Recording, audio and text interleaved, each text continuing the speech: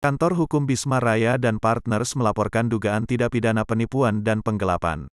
Sebagaimana yang dimaksud pasal 378 dan atau 372 KUHP yang dilakukan SDR, UM dan HS terhadap klien kami SDR Jayadi yang merupakan warga Kaliabang Tengah Kec, Bekasi Utara Kota Bekasi.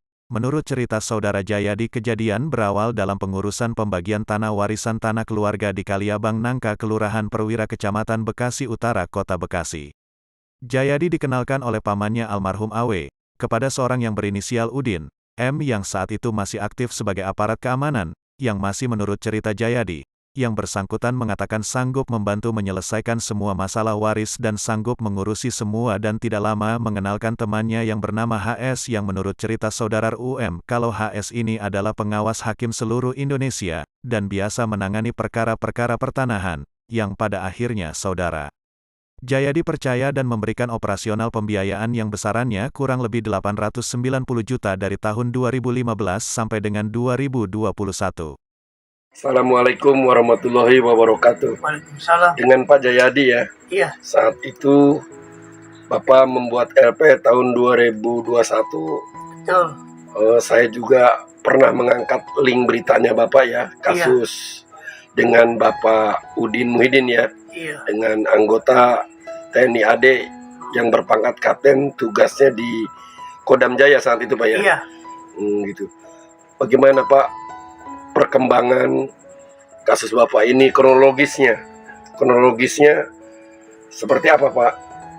Kronologisnya berawal kasus pengurusan tanah. Awalnya paman saya yang nama Agus Wadud mengenalkan saya pada Haji Udin. Nah, setelah kenal sama Haji Udin, saya dikenalin sama saudara Heri. Katanya Heri ini bisa urus perkara sampai menjanjikan kemenangan.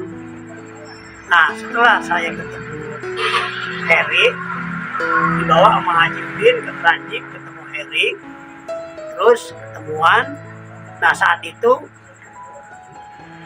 pada saat itu saya dipintain uang awalnya 15 juta. Nah, sehingga seiring berjalannya waktu sampai saya ketemuan di rumah Haji Udin Muhyiddin di Bintang Metropol. Nah, membahas masalah perkara ini selanjutnya. Akhirnya dia meminta uang lagi sama saya. Kalau nggak salah tahun 2012. Tahun 2012 terus berjalan urusan ini sampai tahun 2016. Nah, pada saat itu setelah dia urus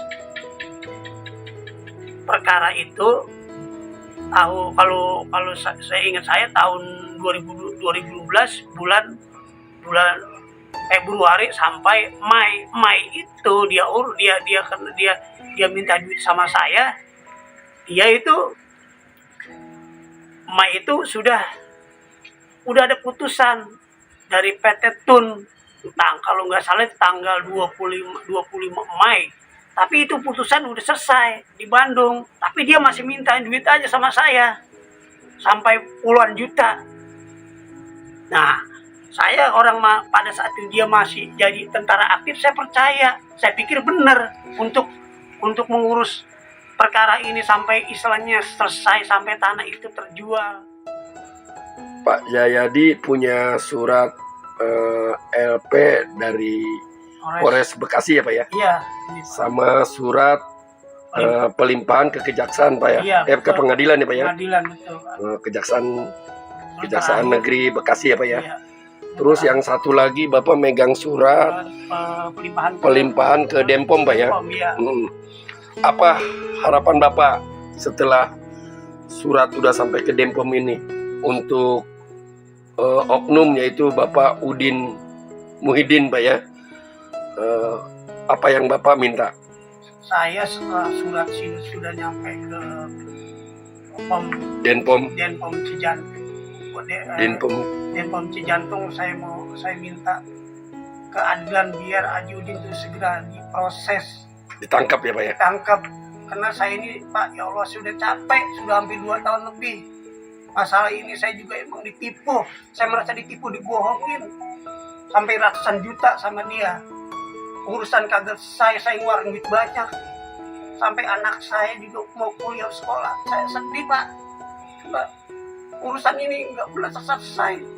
Ajudin masih berkhianat, belum pernah ditangkap. Sedangkan saya korban. Saya minta keadilan. Para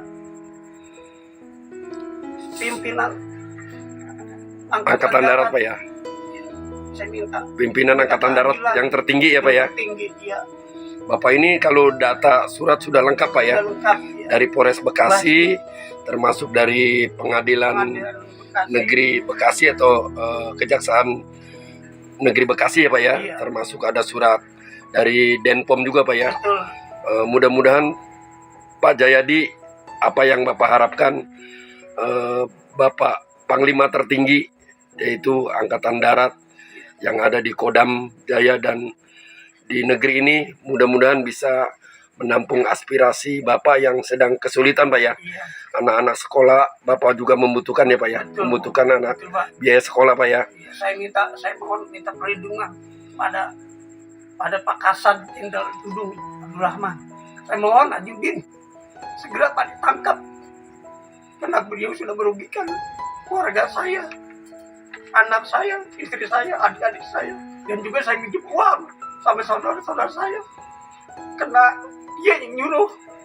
Pernah dia bilang sama saya, Jai, minjem uang 50 juta, ganti 1 juta, berani kena urusan selesai. Ternyata saya dibohongin. Itu waktu masih dinas ya, Pak ya. Masih dinas. Ya, Masih Pak. jadi anggota Masih TNI Angkatan. Kalah. Namun ternyata para pihak itu masih mengajukan operasional sampai 2016. Padahal Mei 2015 Petun itu kalah.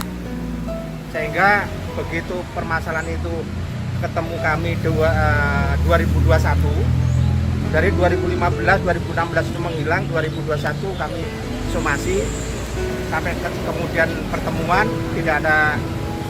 Begitu pertemuan membuat pernyataan tapi beliau menghilang, sehingga klien kami mengajukan laporan ke kepolisian. Barangkali itu aja yang bisa kami sampaikan. Nah, tapi ada proses pengurusan di TUN itu.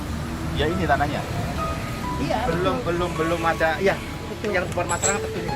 Oh, iya. Betul. Jadi menjanjikan, karena waktu Pak Jaya dikenal Pak Udin itu saat Petun berjalan.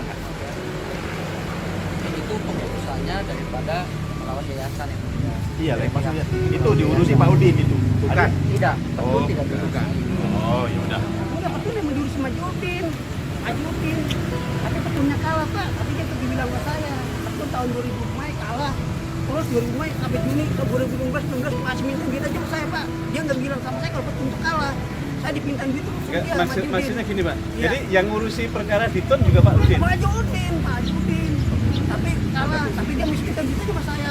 50 juta, 70 juta, 80 juta, sampai 120 juta minta keputusan Pak sama saya. Saya kasih ke saya jual mobil.